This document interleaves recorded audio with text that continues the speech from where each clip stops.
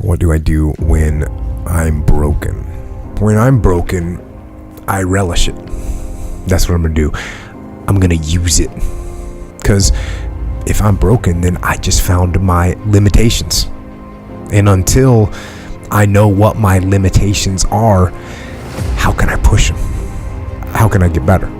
But once I see it, once I feel it, once I see where I was broken, then I can attack that weakness.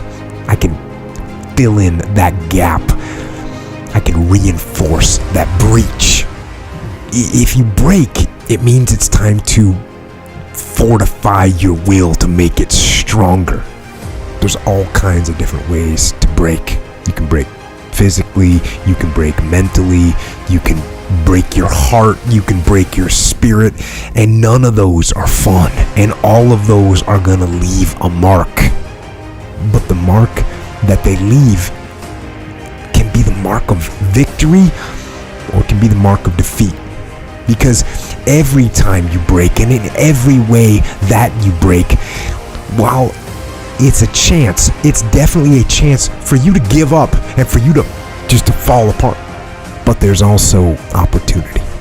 There's opportunity to get stronger and get smarter and get faster and get tougher and get more stable and get more resilient and get better.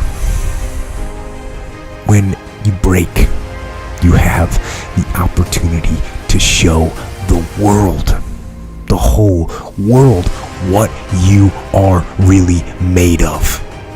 So if you break, the fight isn't over. In fact, if you break, the fight is just beginning. And as you crawl up and out of that dismal and wretched place, you're covered in blood and sweat and dirt and filth as you rise above what you were. And as you take the form of who you are supposed to be, you will see that in the very act of standing up, in the very act of fighting on, you will become and you will remain unbroken. I'm not saying to put yourself down. I'm saying listen to the truth. And the truth isn't in the 20%. The truth is in this other part of your brain saying, look, man, you're wasting a bunch of percentage here. We have 80 more percent that we're not tapping into, because in this other 80% is suffering, pain, failure, self-doubt, darkness, and then a whole bunch of light. So a lot of us know that. I can get over here, but over here, man, this is much better, because I gotta go through this journey that is not fun. This from 20 to 100%. So we decide to live over here. So everybody goes, how do you do that? You know exactly how to do that. You know exactly, it's not a magic trick. There's nothing I talk about in that book that's a magic trick. It's all back down to a very primitive mindset of we just have to do. It's like breathing.